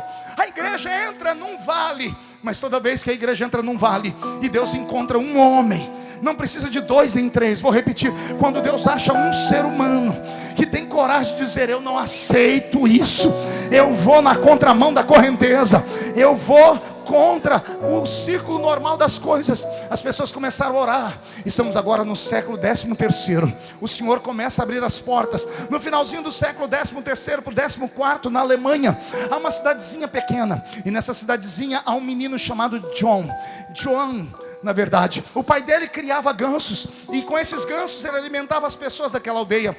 O pai vendia, o menino amarrava os gansos pelo pescoço e levava para as pessoas. Esse menino teve uma chamada divina, estudou entre os monges católicos e acabou se transformando numa das maiores mentes pensantes do seu tempo. John Hus era o seu nome. John Hus começou a pregar, mas ele teve acesso à palavra e ele começou a ler a Bíblia, não como Roma mandava, mas como ele entendia. Ele começou a ler a Bíblia, ele começou a comer a Bíblia, e a palavra foi entrando no coração dele. Ele entrava na igreja e não suportava mais ver os rituais mortos, e ele começa a pregar um evangelho de verdade. Pessoas invejosas mandam uma carta para Roma, Roma manda pessoas para observá-los, e daqui uns dias chega lá dentro os inquisidores, que era um grupo de homens que julgavam os heréticos. João Hus foi julgado e condenado à fogueira. A história diz que o dia em que acenderam uma fogueira e amarraram o corpo dele lá, ele não parava de dar glórias a Deus. E então trocaram a roupa dele por uma roupa escura com desenhos de demônios, e aí ele gritava mais alto: enquanto vocês colocam sobre mim esta roupa negra, os anjos terminam de tecer as minhas roupas celestes, que eu vou usar em toda a eternidade. Colocaram sobre a cabeça dele um saco preto, um capuz, para calar a voz dele, e lá de dentro ele gritou: enquanto colocam sobre a minha cabeça esta coroa de ignominia, ou seja, de vergonha, os anjos terminam de colocar as pedrinhas da minha coroa eterna, a coroa da vida que está reservada para mim, segundo a palavra. Os donos de Roma, os inquisidores, estavam tão irados, porque eles colocavam as pessoas no fogo. Quando as pessoas gritavam, pastor Jonas, eles diziam à multidão: ele está arrependido, esses gritos é porque o seu pecado está sendo queimado, a alma dele vai ser salva, mas o corpo é entregue à morte. E esses homens queriam ver João Hus gritar, mas o velho Hus segurou a dor. A história diz que quando acenderam as chamas, ninguém escutava um barulho, e os inquisidores foram chegando perto para gritar para o povo: ele está gritando, e eles não ouviam nada. Quando chegaram bem perto das chamas para ouvir um grito, João Hus, no meio das chamas, sentindo uma dor que nenhum de nós imaginaria, ele vê os homens perto e ele grita para todos ouvirem: hoje vocês matam um ganso, mas daqui a 100 anos nascerá um cisne que ninguém poderá matar. Acharam que ele estava em delírio, mas anotaram a profecia. 100 anos depois, nasce Martinho Lutero. Lutero perturbado com o espírito, Lutero que carregava sobre o seu corpo pecados, um homem que usava silício na perna, uma apertadura que tinha ferrinhos que trituravam a sua carne, um homem que pegava chicote e batia no seu corpo, perturbado pelas paixões da sua carne, um homem que buscava Deus e não encontrava. E um dia, desesperado, ele abriu a Bíblia e disse: Deus, fala comigo. E ao abrir a Bíblia, ele leu o texto que se tornou o textuário da sua fé: o justo viverá pela fé. O justo não viverá de Roma, o justo não viverá de hóstia, o justo viverá pela fé, pela fé, pela graça sois salvos, por meio da fé. Isso não vem de vós, é dom de Deus. E Lutero começa a pregar um evangelho diferente. Roma perturba Lutero. Ele está agora ensinando na cátedra de Wittenberg. E na cátedra de Wittenberg ele cria as 95 teses contra o clero romano. E ele marca um culto e prega as suas 95 teses. Algum desses enxeridos ouviu a pregação e mandou uma carta para Roma. Meses depois Roma manda para aquele lugar inquisidores também. Mas ninguém teve coragem de tocar nele, porque ele não estava sozinho. A multidão estava com ele. Os reis estavam ao lado dele. E então chegaram para ele e trouxeram uma tal de bula papal. A bula papal era excomunhão. O que é excomunhão? É pior do que exclusão. A excomunhão era dito assim: o seu nome está riscado do livro de Roma. Significa que você nunca poderá ir ao céu. Lutero catou aquela bula papal, chamou a congregação dele inteira, acendeu uma fogueira e jogou a bula papal no meio da fogueira e disse: hoje o meu nome foi riscado do livro de Roma. Graças a Deus, porque agora o meu nome pode estar escrito no livro da vida do céu. Durante 100 anos, mais de 100.000 irmãos morreram pelas mãos de Roma. Na noite de São Bartolomeu, a cidade de luz chamada Paris foi iluminada não pelas lamparinas, mas pelos corpos de pelo menos 10.000 irmãos crucificados, com a Bíblia que Lutero havia já traduzido amarradas no seu peito. A história diz que os bueiros se entupiam com o sangue daqueles santos. Os crentes morriam, mas não paravam de buscar mais a presença de Deus. Um fogo começou a ser aceso. A morte deles foi mexendo com o coração de Deus, e as notícias começaram a romper barreiras. Até que aconteceu no século 16 ou 17, se não me falha a memória, numa província próxima à Alemanha, havia um grupo de homens, e esse grupo de homens estavam orando, as casinhas de madeira, e davam a eles uma oportunidade linda de orarem, não como eles haviam aprendido, mas começaram a orar como estava em Atos capítulo 2. Um deles disse, na oração deles todo mundo escutou, significa que a gente tem que começar a gritar. E eles começaram a gritar. E eu não sei se você já viu o crente quando começa a gritar. Não é só a boca que grita, ele começa a bater o pé no chão, ele começa a ficar valente. A unção pega ele. E quando começaram a bater os pés no chão, as casinhas de madeira começavam a tremer. As casinhas eram muito pertas, e os vizinhos começavam a dizer, e já começou aquela barulheira. E esses crentes receberam um apelido. O apelido você conhece. Quem já ouviu falar da aveia quaker? Quem já deu aveia quaker para os seus filhos? Já viu o pote da aveia quaker? Não tem a cara de um homem com um chapéu antigo? Aquele lá é um quaker. Só que quaker não era sobrenome. A palavra quaker significa tremedores, aqueles que tremem. É porque quando eles começavam a orar e buscar o poder de Deus, eles batiam o pé no chão e as casas tremiam. E os vizinhos diziam, lá vem os tremedores, lá vem os quakers, lá vem os irmãos quakers. Ô Jesus, devolve para nós essa unção. Devolve aqui para o Rio de Janeiro, Senhor. Me dá aqui meia dúzia de tremedores. Me dá aqui homens e mulheres que voltem a buscar o Senhor com o seu poder e a sua glória.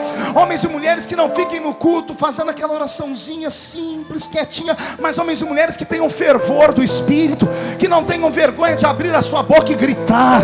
O seu grito não fica na terra, o seu grito atravessa o céu, o seu grito chega no trono de Deus. Se tem algum tremedor aqui, me mostre que você está vivo. Já estou chegando no nosso tempo.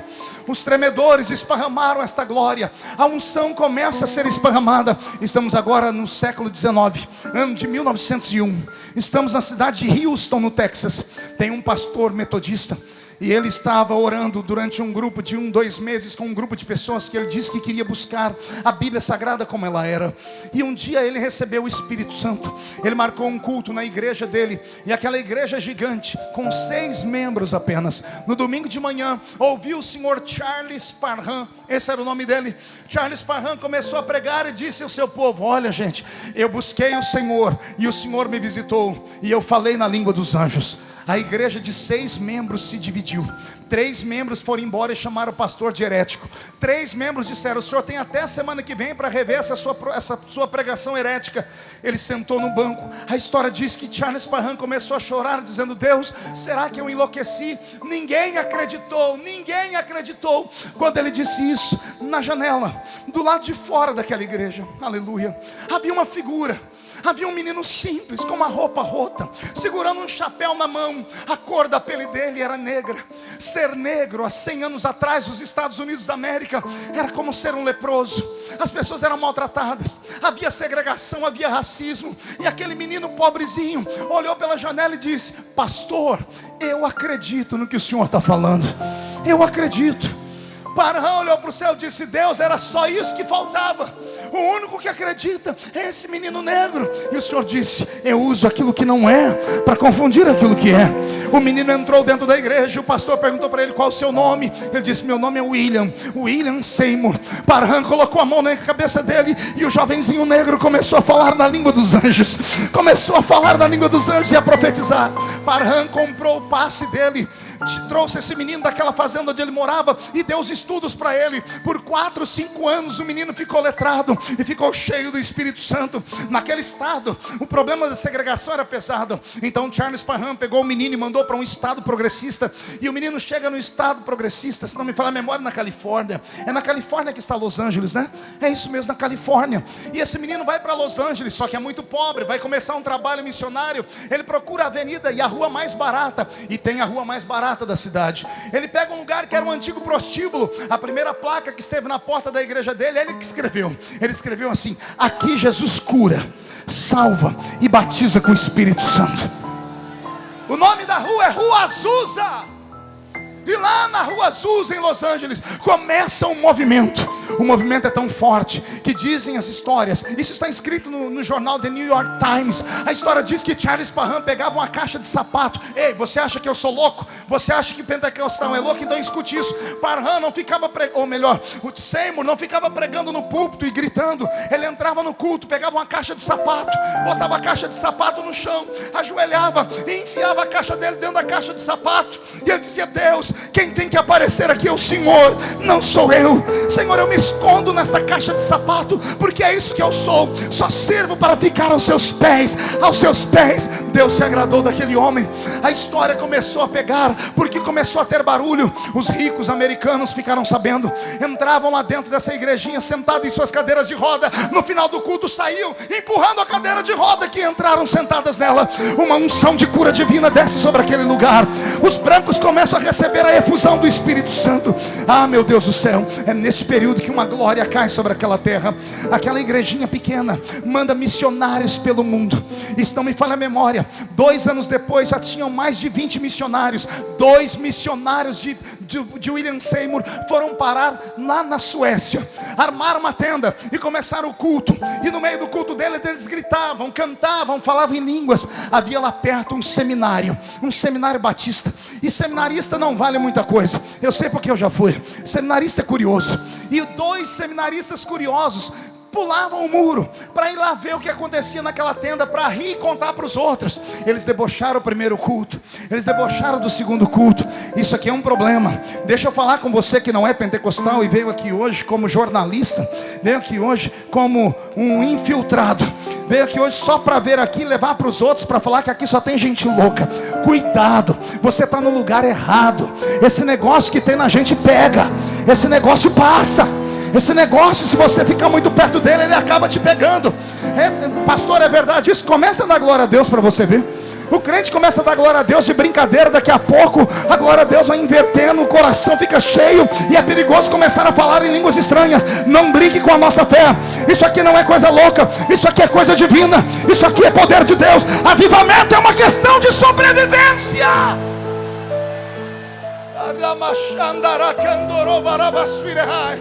Um dia os 2 suecos ficaram cheios do Espírito Santo. Aí o seminário não prestou mais para eles. Voltaram para aquela tenda. Queriam conhecer mais de Deus. E os 2 missionários disseram: só tem um lugar para vocês conhecer. Tem que ir lá na Rua Azusa. Tem que ir lá com o nosso pastor. Ele é que é o cara que entende do poder de Deus. Juntaram dinheiro, ofertas, entraram num barco, partiram para Los Angeles. Chegaram na Rua Azusa de Malicuia. Seminaristas batistas entraram na igreja e se apresentaram. William Seymour recebeu eles de braços abertos. E eles disseram: onde é o nosso seminário? Onde é que nós vamos aprender? Seymour deu uma gargalhada e disse: o seminário de vocês é aqui dentro. Mas onde está a nossa cadeira? Onde nós vamos sentar? Onde está a lousa? Ele disse: a lousa é as tábuas do seu coração. As carteiras serão seus joelhos no chão. O professor é o Senhor que falará ao nosso ouvido. Vamos orar. E esses batistas agora começaram a orar. Nunca oraram tanto na vida deles. Até que em uma noite Deus levantou um profeta. E o profeta disse: eis que eu preparei para vocês uma cidade. E o nome da cidade é Belém. Pegaram o mapa mundi e começaram a procurar Belém. Acharam duas. Uma estava lá na Palestina, tomada por muçulmanos. Disseram: aqui não dá para entrar. E a outra? A outra era num país que estava recém entrando na sua parte de industrialização, que estava começando a respirar ares. Mas pegaram a cidade de Belém e viram que Belém estava no meio do mato, no meio da selva. E os dois disseram: é para cá que Jesus mandou, é para cá que a gente vai. Sentaram num barquinho, não sei como fizeram. Eu sei que chegaram aqui em terras tupiniquins. Conhece a terra tupiniquim ou não? Chegaram no Brasil, entraram em Belém do Pará e começaram a congregar na igreja batista, se não me falha a memória. E aí durante o dia, um estudava e o outro trabalhava. O que trabalhava com dinheiro pagava o estudo do outro. E de noite os dois sentavam juntos para começar um a aprender e ensinar para o outro. Até que um ano depois, um deles arriscou, porque um homem cheio do Espírito Santo não tem medo, mandou um bilhetinho para o púlpito da igreja batista: nós já sabe falar português, nós queremos oportunidade. E o pastor Batista ficou todo feliz e chamou um deles para pregar. E quando esse foi pregar, ele soltou logo de cara uma rajada de língua estranha e começou a falar: nós veio aqui para acender a chama do Espírito, que está escrito aqui em Atos capítulo 2. O que me contaram, os livros, eu aprendi diferente no centenário. Me contaram nos livros que os dois foram expulsos da igreja. Mas no centenário das Assembleias de Deus, eu ouvi o pastor Samuel Câmara, irmão do pastor Jonatas, dizer que eles receberam uma visita inusitada. 500 irmãos batistas vieram para o centenário das Assembleias de Deus no culto, para fazerem um culto de ação de graças, para pedirem perdão. Eles não expulsaram Daniel Berg e Gunnar Wingre. Eles lincharam Daniel Berg e Gunnar Wingre. Eu não sabia disso. Eles bateram nos missionários. Eles espancaram os missionários. Você pode imaginar como foi aquela noite para eles? Saírem correndo daquela igreja, entrarem pelo meio da selva, encontrarem uma palafita, uma casa de madeira coberta de sapé, deitarem nas suas redes e ficarem olhando: viemos para a cidade errada, Deus. Não era aqui que o Senhor nos queria. Enquanto eles estavam chorando aqui, do outro lado, no meio da outra selva, tinha uma irmã, oh glória, Celina de Albuquerque. Se não me falha a memória, 1906, 11 de janeiro. Celina de Albuquerque não dorme. Deus, se é verdade o que aqueles homens falaram, eu quero. Deus, o Senhor está me ouvindo? Se o que aqueles homens falaram é verdade, eu quero. Deus, eu quero aquilo que aqueles homens falaram. Se é verdade, eu quero. E naquela madrugada o Espírito Santo veio para o Brasil. Veio de Malicuia. Veio e desceu sobre o primeiro brasileiro. E de lá para cá somos mais de 20 milhões só de assembleianos. 20 milhões de crentes sapecados pelo fogo, possuídos pelo Espírito Santo, e querem apagar a nossa chama, querem calar a nossa voz, querem arrancar de nós o que a duras provas conquistamos. Deixe-me te falar aqui o cerne da mensagem para que eu encerre. Os homens do Velho Testamento sonharam com os dias em que vivemos. Ninguém precisa ficar mais 2 horas na beira do rio de boca aberta. Ninguém precisa ficar mandando toca aí para ver se Deus me escuta. Não, Ele está aqui. He is here. Ele está aqui. Onde Ele está, pastor? Me diga você. Ele estava na porta do ginásio quando você entrou. Você nem viu, não é? Ele estava na porta, apertando as mãos, ansioso, porque Ele é um cavalheiro. Quando você passou, Ele olhou para o céu e disse: Será que é hoje? Será que ela vai voltar a acreditar? Será que esse menino vai me entregar o coração dele? Será que esse profeta que não profetiza vai deixar eu usá-lo de novo? Será que a igreja vai clamar pela minha presença? Oh meu Deus, Ele está aqui. Ele está bailando no meio de nós. Eu sinto o Espírito Santo dançando no nosso meio. Falo isso com toda a humildade do mundo. Ele está feliz, porque Ele está te ouvindo gritar. Ele está te ouvindo chorar. Ele está ouvindo a igreja pedir: batei, batei, abri-se-vos-á. Pedi, pedi, dá-se-vos-á. Peça. Eu navegarei no oceano do Espírito. Eu posso te trazer até aqui. Eu posso te trazer a perto da beira do rio. É para isso que tem o ministério do profeta. Daqui para frente é com você. Você tem duas opções essa noite: voltar para casa dizendo: uau, que mensagem, que história da igreja. Ou você pode voltar para sua casa inundado, possuído, transformado, e o Espírito do Senhor se apoderará de ti e te transformará em um novo homem. Se a Bíblia é verdadeira, Deus derramará do seu Espírito nos nossos dias. 153 sinais com exatidão bíblica e histórica afirmam que Jesus está voltando. Eu não posso acreditar que Jesus vai voltar sobre uma igreja capenga. Eu não posso acreditar, Anderson, que Jesus vai voltar num tempo em que 2 bilhões e 700 milhões de pessoas ainda não conhecem Jesus, mesmo com a internet propagando. Eu não posso acreditar que bilhões de pessoas vão para o inferno. Eu não posso acreditar que o diabo vai ganhar essa. Não posso. Eu acredito que Jesus vai vir buscar uma igreja inflamada. Eu não estou pregando para homens e mulheres. Eu estou pregando para brasas de fogo. E o Senhor vai começar a soprar sobre a sua brasa. Você vai sair daqui incendiado. Anota o que eu estou dizendo: Deus vai incendiar a sua casa. Deus vai incendiar o Rio de Janeiro. Deus vai incendiar o Rio de Janeiro. Eu convido esta igreja a se colocar sobre os seus pés.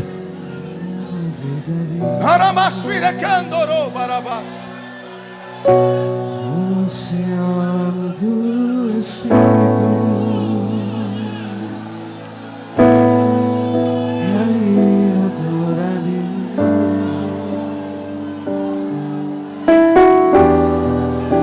ao Deus do meu amor.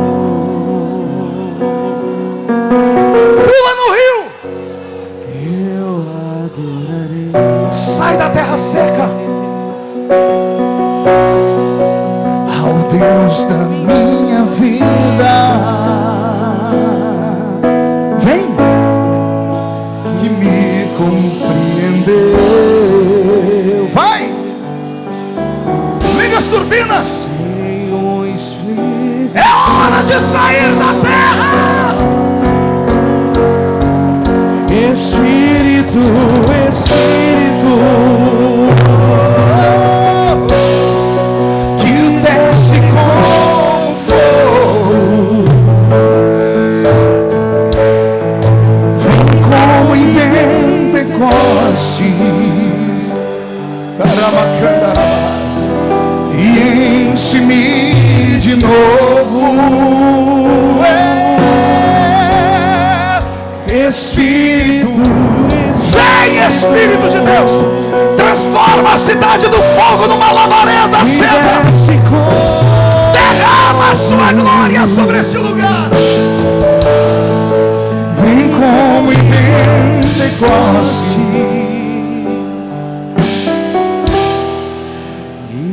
Feche seus olhos. Eu quero aqui perto de mim jovens solteiros, jovens que querem conhecer o céu pelo lado de dentro, jovens que queiram ser tocados como nunca antes foram tocados na vida, jovens que queiram entregar a sua vida para Jesus. para as missões, para uma obra tremenda. Pastor, mas e os meus erros e os meus pecados? Você é uma raridade para Deus.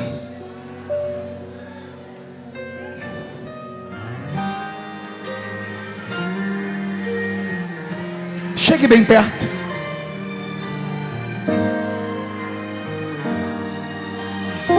Feche seus olhos. Não consigo ir além do teu olhar. Tudo que eu consigo é imaginar a riqueza que existe dentro de você. O ouro eu consigo só admirar, mas te olhando eu posso a Deus adorar. Sua alma é um bem que nunca envelhecerá. O pecado não consegue esconder a marca de Jesus que existe em você. O que você fez ou deixou de fazer não mudou o início, Deus escolheu você. Sua raridade não está naquilo que você possui ou que sabe fazer. Isso é o mistério de Deus com você. Você é o espelho que reflete a imagem do Senhor. Não chore se o mundo ainda não notou. Já é o bastante Deus reconhecer o seu valor. Você é precioso, mais raro que o ouro puro de Ofir. Se você desistiu, Deus não vai desistir. Ele está aqui para te levantar. Se o mundo te fizer cair. Pegue na mão de quem está do seu lado.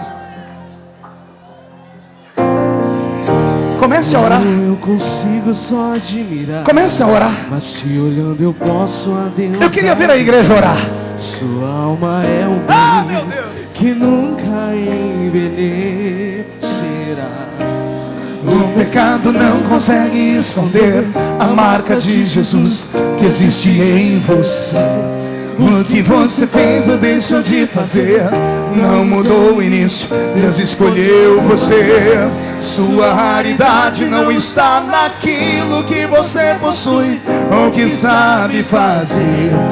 Isso é o mistério de Deus com você. Você é um espelho que reflete a imagem do Senhor. Não chore se o mundo ainda não notou. Já é o bastante Deus reconhecer O seu valor. Você é precioso, mais raro que o ouro puro de Ofir. Se você desistiu, Deus também desistir. Ele está aqui para te levantar. Se o mundo te fizer cair, Senhor, onde houver um homem e uma mulher que acreditam que o Senhor pode levantá-los nesta hora, faz o céu trovejar sobre a vida deles agora. Levanta esta geração, meu Deus.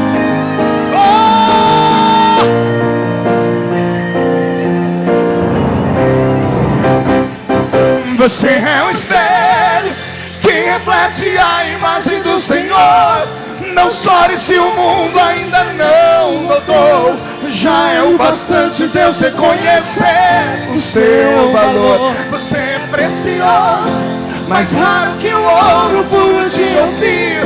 Se você desistiu, Deus não vai desistir. Ele está aqui para te levantar. Se o mundo te fizer cair, se o mundo te fizer cair, Jesus te põe de pé. É um espelho que reflete a imagem do Senhor. Não chore se o mundo ainda não notou. Já é o bastante Deus reconhecer o seu valor. Você é precioso, mais raro que o ouro puro de Ofir. Se você desistiu, Deus não vai desistir. Ele está aqui para te levantar. Se o mundo te fizer cair.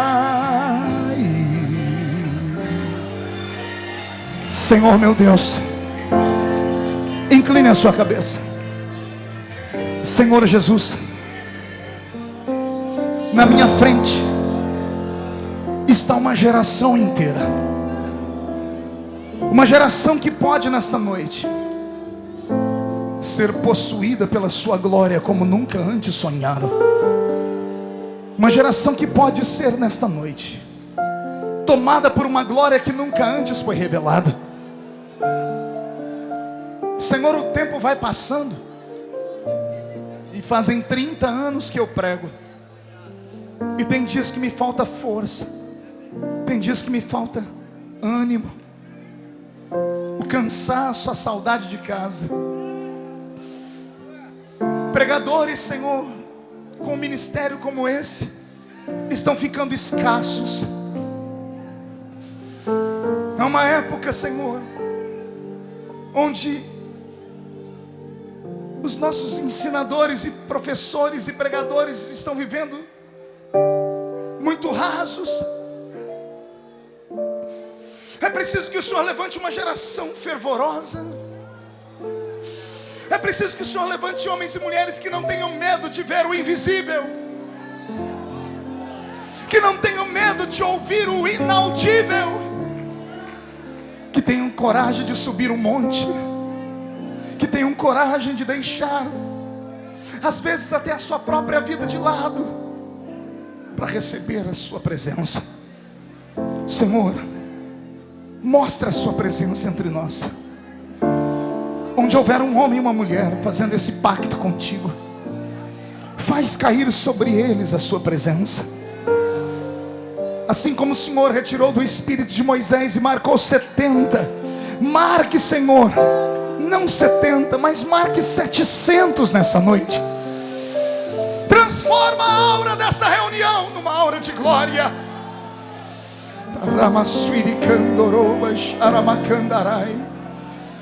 Senhor, eu vou fazer um pedido a eles num ato profético. Eu quero pedir que todos os que estão dentro nesse lugar agora e acreditam nessas coisas, escolhe uma pessoa e fique cara a cara com ela. Não toque nela, só fique cara a cara com ela. Você é o condutor da glória, da chamada, da vocação.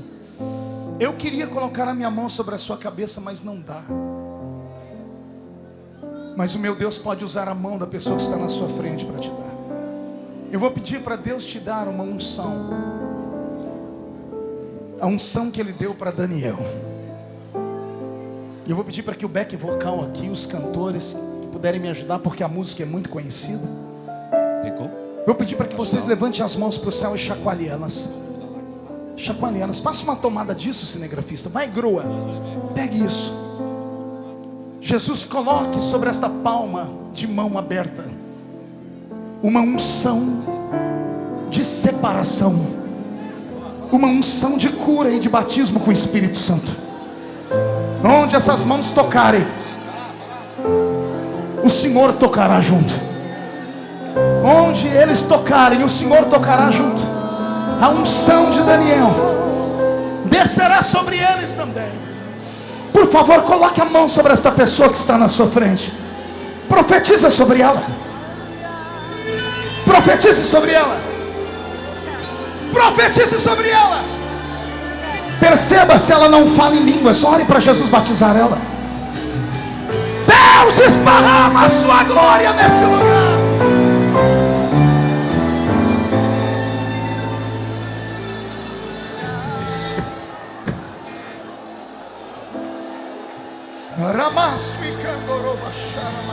Deus de Israel, eu sei que eu não vim a esse mundo para adorar outro rei. Os leões estão rugindo sem parar. Meu louvor incomodou a todos que são contra ti, ó Jeová.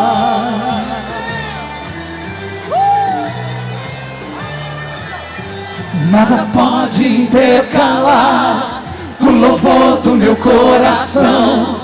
Dos manjares eu abro mão, os palácios não quero não. Este aqui como Daniel, com os olhos voltados pro céu, com o risco de morrer, mas o que me importa é te obedecer. Ore pela pessoa. Profetize sobre ele. Profetize sobre ela. Derrama a sua glória sobre esse lugar. Exclusivo é o meu coração. Vivo só pra ti. Não abro mão do céu. Até diante da morte prefiro ser fiel. Ramasui cantorou barabacharamakandara. Vem sobre esse lugar.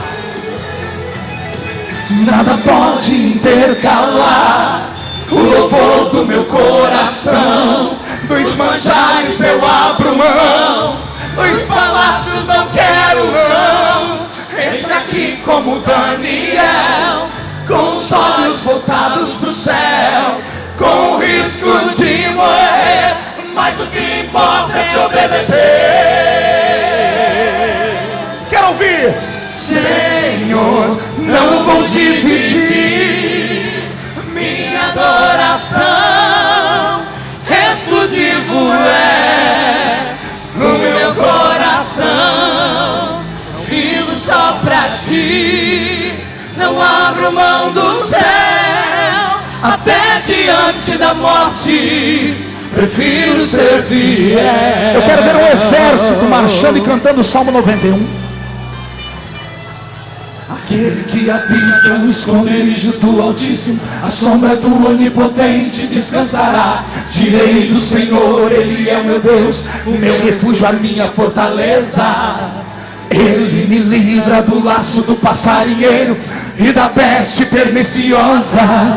Ele me cobre com suas penas e debaixo de suas asas estarei seguro. Eu não temo espanto noturno, nem seta que voe de dia, nem peste que ande na escuridão, nem mortandade que assole ao meio-dia. Não importa quantos caiam do meu lado, direita e esquerda, eu estou protegido. Se eu for fiel, eu moverei o céu. Ele envia anjos para mim. Senhor, não vou dividir. Recebe essa glória. Minha adoração. Exclusivo é o meu coração. Vivo só pra ti. Não abro mão do céu. Até diante da morte prefiro ser fiel. Só quem prefere ser fiel, dê um grito bem alto. Prefiro ser fiel. Só quem prefere ser fiel, dê uma salva de palmas a Jesus de Nazaré.